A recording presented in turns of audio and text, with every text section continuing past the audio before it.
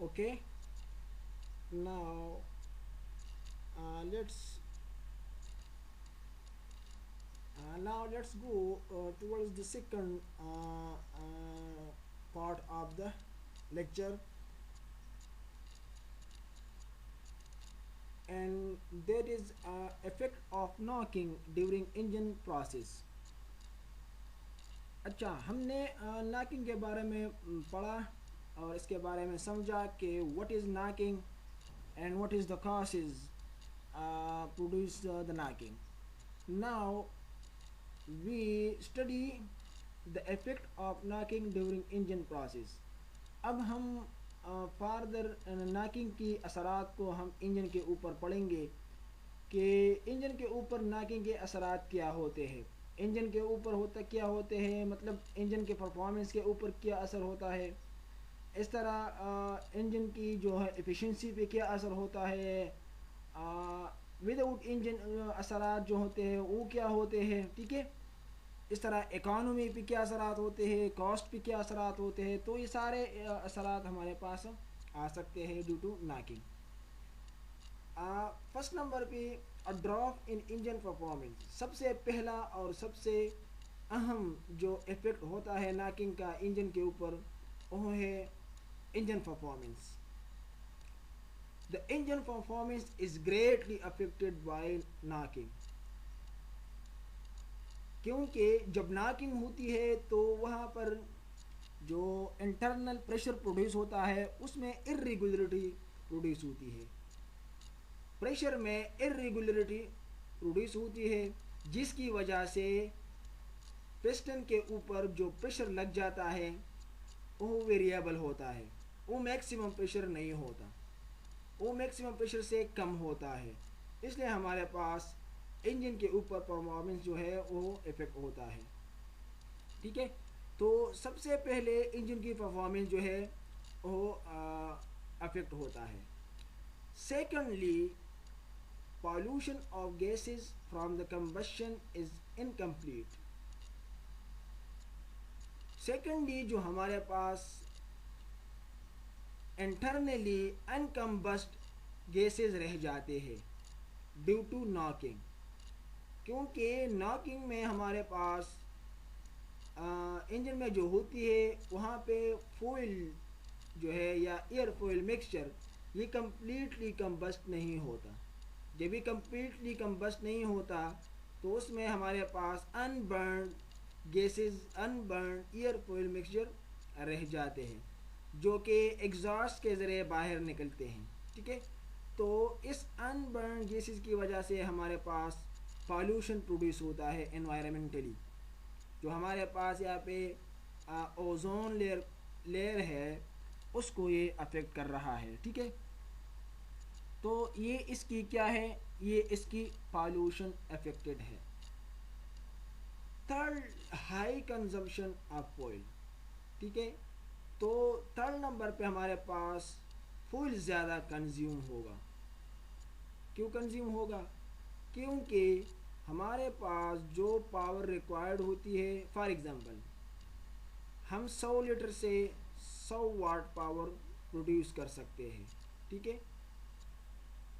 तो इसके बाद अगर हम इसको जलाते हैं, ठीक है, तो अगर हम 100 लीटर ऑयल ये हम इंजन के अंदर बेचते हैं तो वहाँ पर ये सारे का सारा जो हमारे पास 100 लीटर ऑयल है ये बर्न नहीं होता, क्योंकि इसमें हमारे पास अनबर्न रह जाते हैं। तो हमारे पास जो 100 लीटर से जो पावर प्रोड्यूस होगा वो प्रोड्यूस नहीं होगा, क्योंकि unburn gases, unburn air fuel mixture ये रह जाते हैं। तो ये इसकी हाई कंजम्पशन ऑफ फ्यूल होगी, जो कि हमारे पास इसकी कास्ट बहुत ज़्यादा आएगी, ठीक है। Next we read about the reduce of knocking problem during engine process. अब हम इसकी रिडक्शन के बारे में सोचेंगे कि how to reduce the knocking problem in an engine. तो यहाँ पे अलॉट ऑफ फैक्टर्स है जो कि हमारे पास क्या है, इंजन की नॉकिंग को हमारे पास क्या करता है, रिड्यूस कर सकता है। So let's in this case we have 3 option to reduce knocking during engine process. हमारे पास यहाँ पे बेसिकली 3 ऑप्शंस है जो कि हम इंजन नॉकिंग को रिड्यूस करें। First, increase the ignition combustion engine. First, increase the ignition combustion in an engine. पहले तो हमारे पास जो इंजन के अंदर कंबशन होती है, इसकी जो इग्निशन टाइमिंग है, इसको हम थोड़ा क्या करेंगे, इंक्रीज़ करेंगे, तो हमारे पास सारा फ्यूल जो है वो बर्न होगा। सही है। Secondly, reduce the heat the final combustion enriching the air fuel ratio which alters the chemical reaction during combustion, reduce the combustion temperature and increase the margin above detonation. Secondly, हम जो heat है engine की, इसको हम reduce करेंगे। जो overall internal heat है of the piston walls, of the cylinder walls, of the piston head and the cylinder walls, इसको हम रिड्यूस करेंगे। क्योंकि जब ये हॉट होगा तो जब हम मिक्सचर भेजेंगे अंदर, तो ये इसकी वजह से हॉट होगा। जो इसकी वजह से ये हॉट होगा तो फिर ये अपनी इग्निशन टाइम से पहले क्या होगा, बर्न होगा।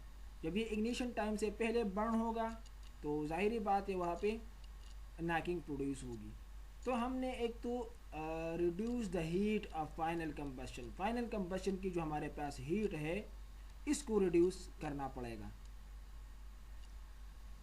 Third, use high quality foil. The use of foil with high octane rating which increases the combustion temperature of the foil and reduces the proclivity to detonate।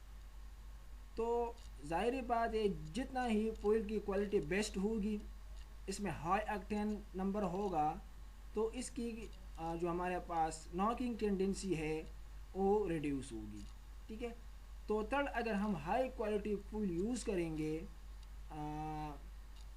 बजाय इसके कि हम पुअर क्वालिटी फॉइल यूज़ करें, तो हम knocking को reduce कर सकते हैं।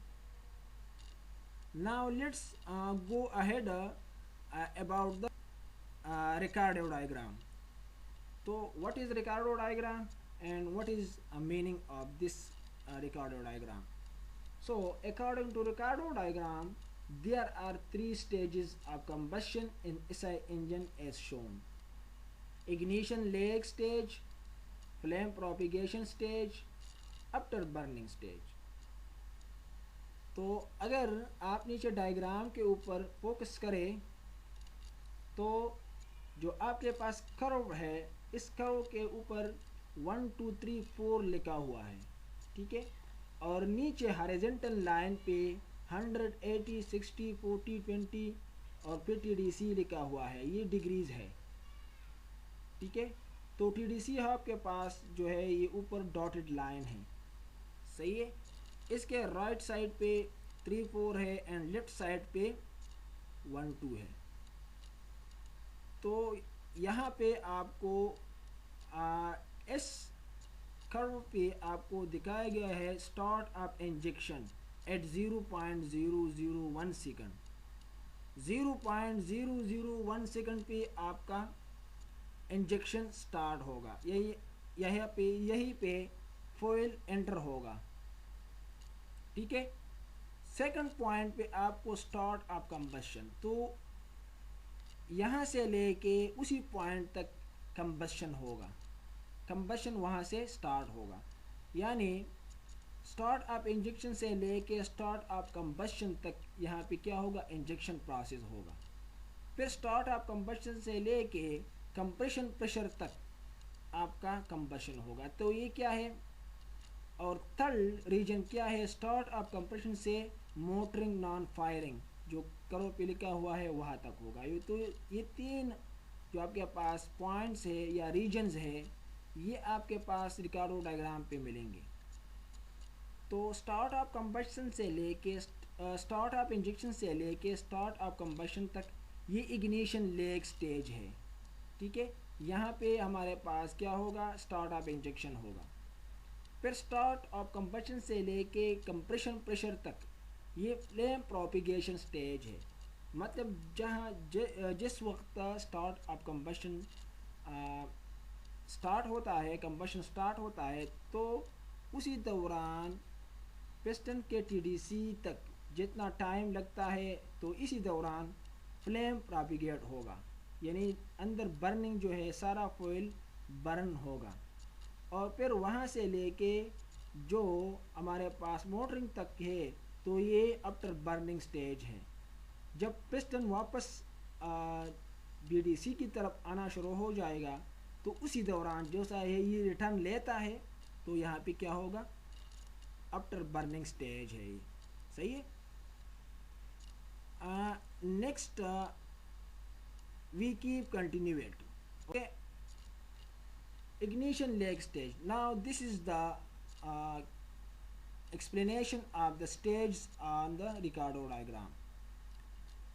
Ignition leg stage, there is a certain time interval between instant of spark and instant where there is a noticeable rise in pressure due to combustion.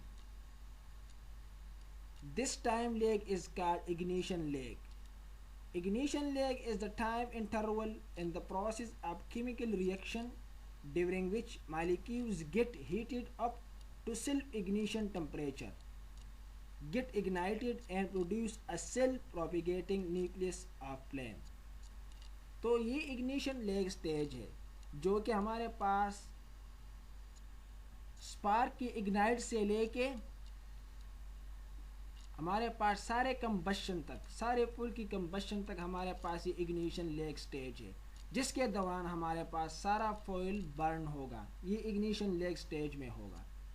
Okay, second para, the ignition leg is generally expressed in terms of crack angle. The period of ignition lag is shown by path AB.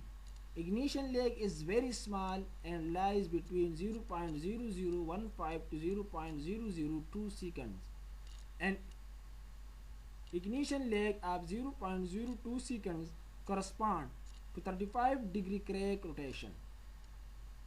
ठीक है, तो ignition lag को हमने angle में divide किया हुआ है।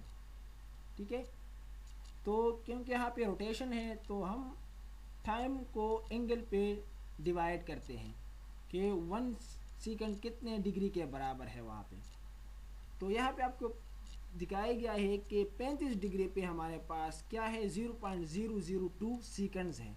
यानी 0.02 सेकंड तक जो फ्लेम प्रोपिगेट होगा, ये इसका इग्निशन टाइम है। Last paragraph, when the engine is running at 3000 rpm, angle of advance increases with the speed. This is a chemical process depending upon the nature of fuel, temperature and pressure, proportion of exhaust gas and rate of oxidation or burning. तो ये सारा explanation आपका ignition lag stage का है। ठीक है, कि spark कि इग्निशन से लेके जो 0.02 सेकंड तक जो टाइम है, ये इग्निशन लेग स्टेज है। इसमें सारा फॉइल, मतलब ये है कि इग्निशन लेग स्टेज में यानी 0.002 सेकंड में सारा फॉइल बर्न होना चाहिए। ठीक है, अगर इसे ज़्यादा हो जाए तो फिर ये नॉकिंग प्रोड्यूस करेगा। Okay, next, flame propagation stage. Once the flame is formed at B, it should be self-sustained and must be able to propagate through the mixture. This is possible when the rate of heat generation by burning is greater than heat lost by flame to surrounding. ठीक है, तो ये वही stage है जहाँ पे आपका point B है डायग्राम पे।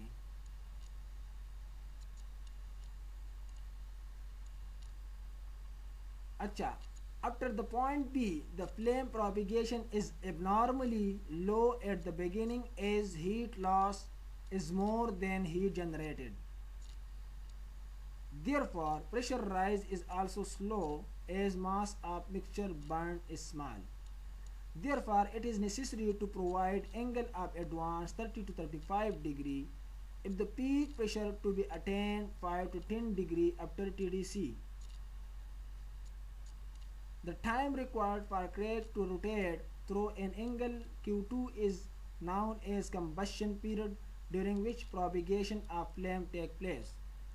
ठीक है, तो एक तो है हमारे पास जो स्पार्क इग्नाइट होगा, स्पार्क तो फ्रिक्शन ऑफ सेकंड के लिए इग्नाइट होगा, और जैसा ही स्पार्क इग्नाइट होगा तो फिर स्पार्क जो है ना वो इग्निशन बंद करेगा और जो फ्लेम है वो आहिस्ता आहिस्ता आगे जा रहा होता है। ठीक है, क्योंकि हमारे पास जो इग्निशन स्पार्क इग्निशन है ये सारे फॉइल के बर्न होने तक ये ऑन नहीं होगा, ये स्पार्क नहीं करेगा, ये एक फ्रिक्शन ऑफ सेकंड के लिए करता है और फिर स्टॉप हो जाता है, और फिर वो आग जो है वो बर्निंग जो है वो आहिस्ता आहिस्ता स्प्रेड होता है over the whole air fuel mixture. ठीक है, तो जब स्पार्क ऑफ होता है तो यहाँ इस वक्त सारा फॉइल बर्न नहीं होगा, बल्कि जो फ्लेम है, जो आग लगी हुई है अंदर, वो आहिस्ता आहिस्ता प्रोपिगेट होगा, स्प्रेड होगा, फैलेगा।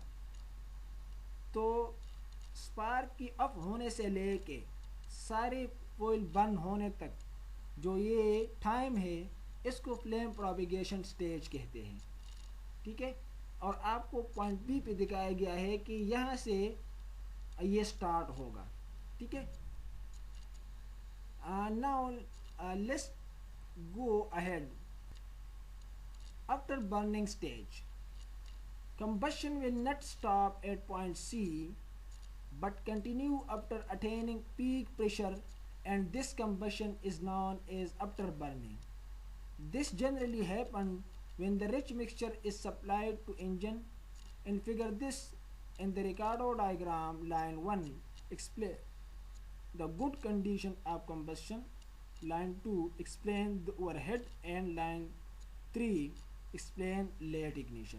तो आपके सामने जो डायग्राम दिखाया गया है ये कार्डो डायग्राम का एक रफ फॉर्मेट है।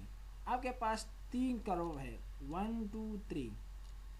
तो ये 3 जो है ये तो आपके पास यहाँ पे प्रेशर बहुत कम प्रोड्यूस होगा, तो ये भी बेस्ट नहीं है। लाइन 2 जो है यहाँ पे आपका आफ्टर बर्निंग स्टेज है, जो आपके पास कर्व के हेड पे ये जिग जैग जो कर्व नज़र आ रही है ये आफ्टर बर्निंग स्टेज है। ठीक है, तो जब आफ्टर बर्निंग स्टेज है तो ये वर्टिकल एरो जो आपको नज़र आ रहे हैं ये क्या है, टीडीसी है। मतलब ये है कि टीडीसी से पिस्टन वापस होके फिर बर्निंग हो गई है, तो बर्निंग तो टीडीसी के ऊपर होना चाहिए। ठीक है, तो जब ये रिटर्न होगा फिर भी बर्निंग हो रही है तो ये भी बेस्ट नहीं है। आपका लाइन 1 जो है ये बेस्ट है, हालांकि प्रेशर इसका थोड़ा कम है लेकिन यहाँ पे आफ्टर बर्निंग स्टेज नहीं है। तो जब भी बर्निंग होती है आफ्टर बर्निंग स्टेज मतलब पिस्टन टीडीसी से दोबारा नीचे आ रहा है, तो जैसे ही ये टीडीसी के ऊपर ही रिटर्न करेगा नीचे तो फिर भी यहाँ पे बर्निंग होती है, जो कि अच्छा नहीं है और ये नॉकिंग प्रोड्यूस कर सकता है।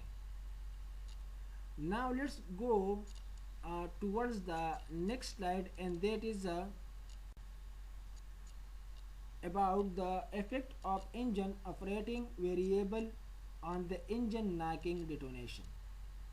ठीक है, जो इंजन के ऑपरेटिंग वेरिएबल है हमारे पास टेम्परेचर है, डेंसिटी है, टाइम है, कंबशन है, कंपोजिशन है, ये सारे जो ऑपरेटिंग फैक्टर है या वेरिएबल है इसका इंजन के ऊपर या नॉकिंग के ऊपर ये क्या असर होता है। ठीक है, so the various engine variables affecting knocking can be classified as temperature factors, density factors, time factors and composition factor.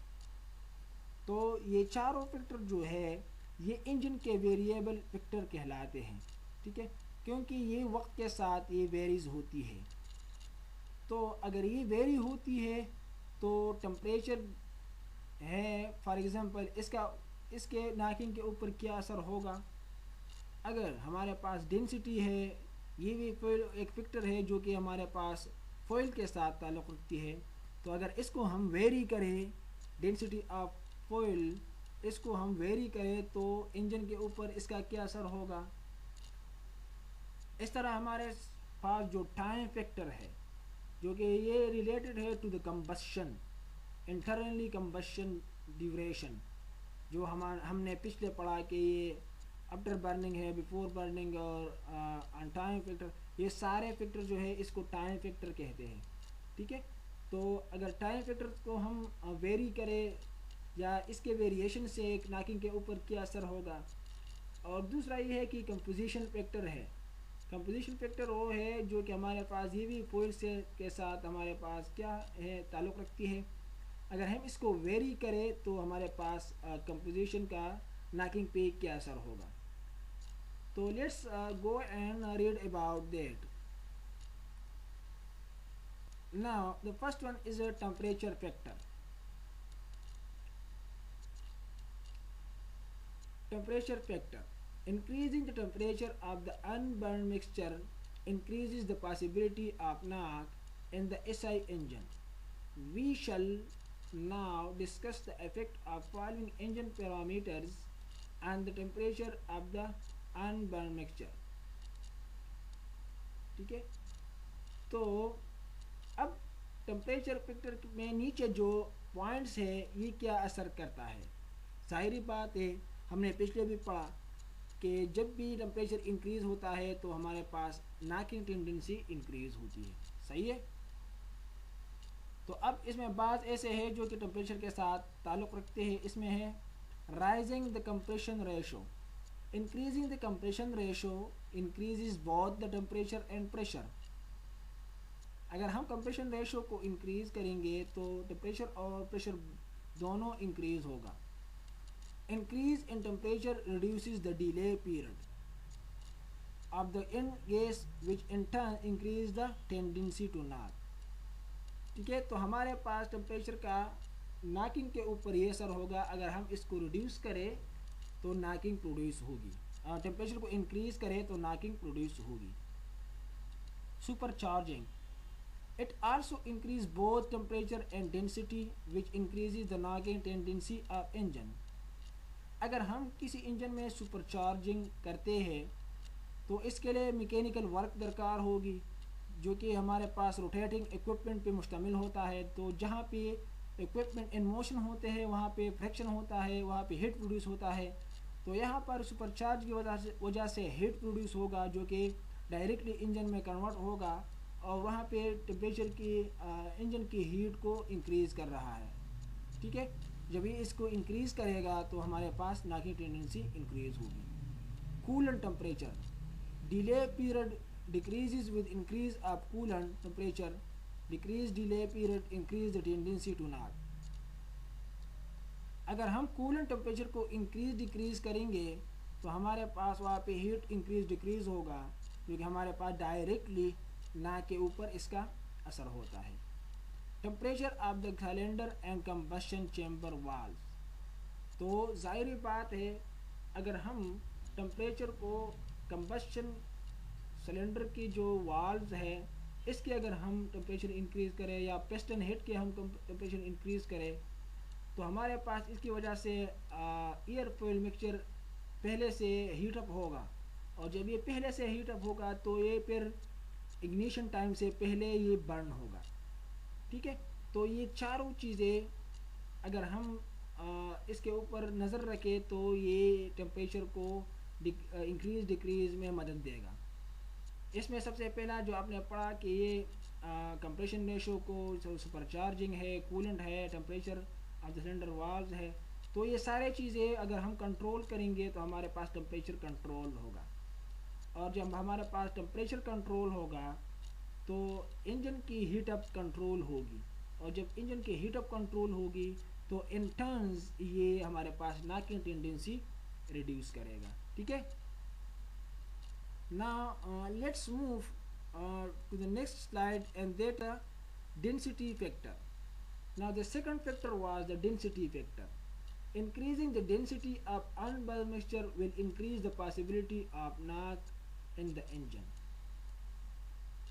अगर हम डेंसिटी अनबर्न गैसेस की डेंसिटी को हम इंक्रीज करेंगे तो हमारे पास नॉकिंग टेंडेंसी ज़्यादा होगी। The engine parameter which affect the density are as follows. तो इंजन की जो पैरामीटर डेंसिटी के ऊपर इफेक्ट कर रहा है तो क्या है, increase compression ratio increase the density. अगर हम कंप्रेशन रेशो को इंक्रीज करेंगे तो डेंसिटी इंक्रीज होगा, क्योंकि डेंसिटी क्या है, मास पर यूनिट वॉल्यूम। तो अगर हम वॉल्यूम को चेंज करेंगे तो डेंसिटी चेंज होगा in terms which affect on the density factor on the knocking. Secondly, increasing the load open the throttle valve more and thus the density. अगर हम load को इंक्रीज करेंगे तो हमारे पास ज़्यादा एयर फ्यूल मिक्सचर अंदर जाएगा पर यूनिट टाइम, जिसकी वजह से हमारे पास मास ज़्यादा होगी जो कि डेंसिटी इंक्रीज होगी इसकी वजह से, तो हमारे पास डेंसिटी नॉकिंग इंटेंसिटी हमारे पास प्रोड्यूस होगी। Third, supercharging increase the density of the mixture. Supercharging भी हमारे पास मिक्सचर के डेंसिटी इंक्रीज कर रही है, क्योंकि सुपरचार्जिंग का मतलब होता है कि हम और ज़्यादा एयर फ्यूल मिक्सचर अंदर बेच दें। ठीक है, तो हमारे पास यहाँ पे मास पर यूनिट वॉल्यूम इंक्रीज होगा। जब mass per unit volume of the air fuel mixture increase होगा तो डेंसिटी इंक्रीज होगी, और जब डेंसिटी इंक्रीज होगी तो हमारे पास क्या होगा, नॉकिंग टेंडेंसी इंक्रीज होगी, क्योंकि डेंसिटी डायरेक्टली अफेक्ट कर रहा है अनबर्न मिक्सचर पे। क्योंकि हमारे पास अगर ये मोर डेंस हो तो वहाँ पे इंजन के अंदर हमारे पास मैक्सिमम अनबर्न मिक्सचर रह जाता है। ठीक है, अच्छा, फोर्थ नंबर पे increasing the inlet pressure increase the overall pressure during the cycle. The high pressure and gas decreases the delay period which increase the tendency of knocking. ठीक है, तो increasing the inlet pressure increases the overall pressure. अगर हम inlet pressure को increase करेंगे तो हमारे पास overall pressure increase होगा, और जब ओवरऑल प्रेशर इंक्रीज होगा तो ये डायरेक्टली डिले पीरियड को क्या करेगा, डिक्रीज करेगा, और जब डिले पीरियड को ये डिक्रीज करेगा तो ये ऑटोमेटिकली नॉकिंग टेंडेंसी को इंक्रीज करेगा। लास्ट पे advance part timing. Quantity of fuel burn per cycle before and after DDC position depends on spark timing. तो एडवांस स्पार्क टाइमिंग वो है जो कि हमारे पास टीडीसी से पहले और बाद में जो हमारे पास स्पार्क टाइमिंग है उसको एडवांस स्पार्क टाइमिंग कहते हैं। The temperature of charge increase by increasing the spark advance and it increases with the rate of burning and does not allow sufficient time to the end mixture to dissipate the heat and increase the knocking tendency. ठीक है, तो ये है जो कि हमारे पास density factor के ऊपर ये अफेक्ट कर रहा है। Okay, next we move towards the time factor. Now what is the time factor and what is the effect on the knocking tendency? Time factors: increasing the time of exposure of the unburned mixture to auto ignition condition increase the possibility of knock in SI engine. अगर हम unburn mixture को ज़्यादा expose करें तो auto ignition, तो ये क्या करेगा, तो ये नॉकिंग पॉसिबिलिटी प्रोड्यूस करेगा स्पार्क इग्निशन में।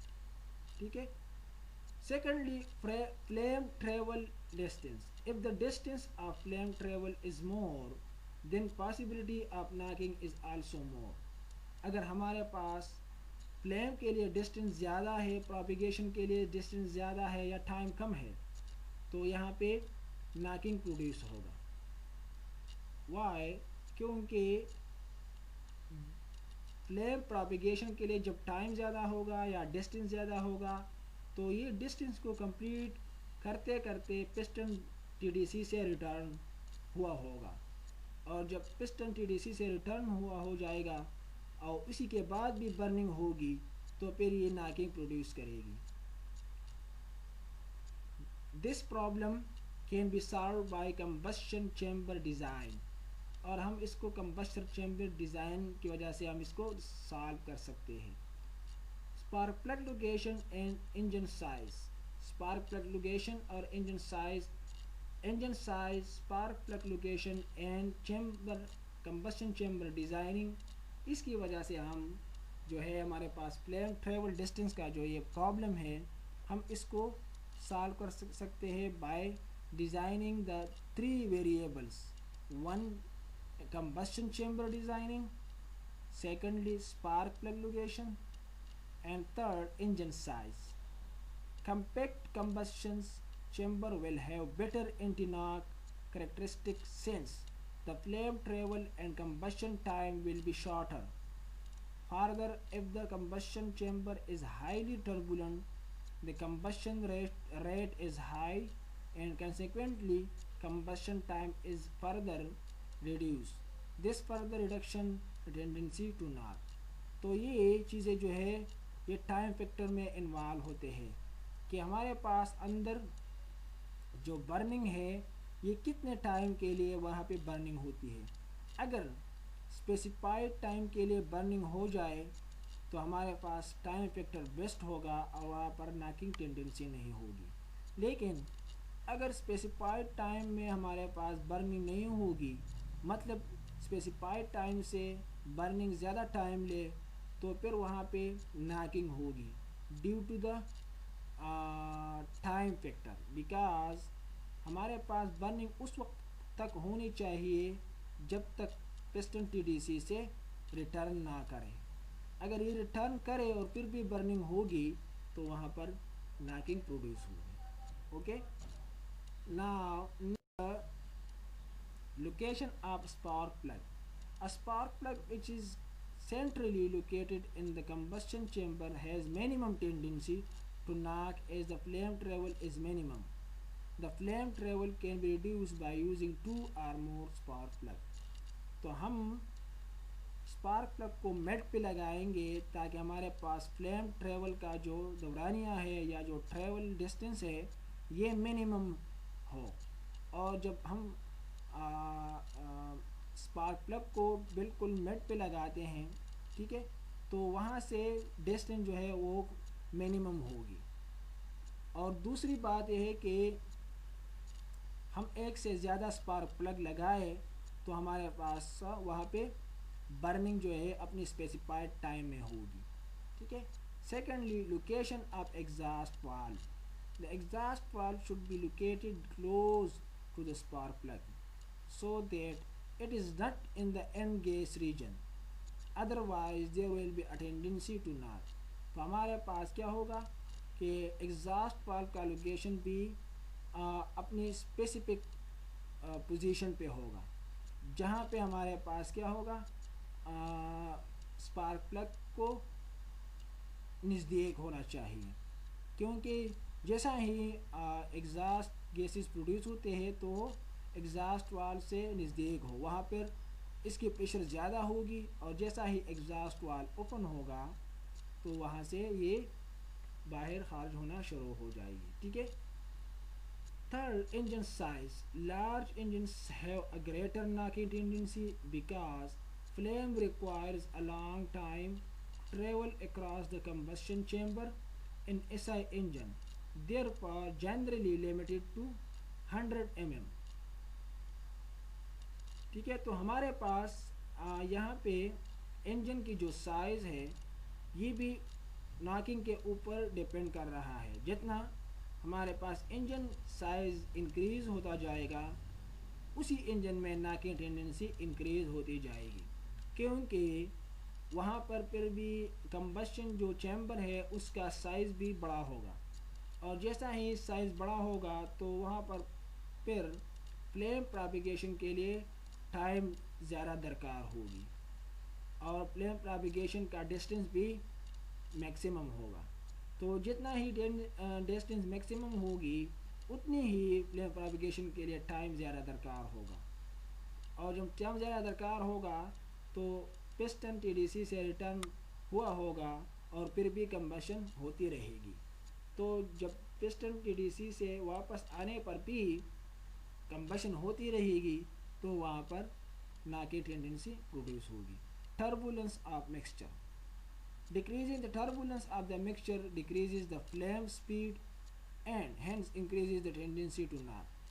अगर हमारे पास मिक्सचर में टर्बुलेंसी ना हो मतलब मिक्सचर अच्छी तरह से मिक्स ना हो जाए, एयरफॉयल अच्छी तरह से मिक्स ना हो जाए, इसमें टर्बुलेंसी ना हो, तो फिर वहाँ पर क्या होगी,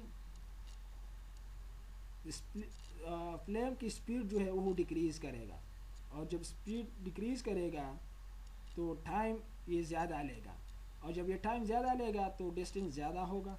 तो इस तरह हमारे पास क्या होगा, नॉकिंग प्रोड्यूस होगी। तो this is about the engine knocking. Now this is the end of your lecture, and if any question you will have to ask it in online lecture. Okay, Khuda Hafiz.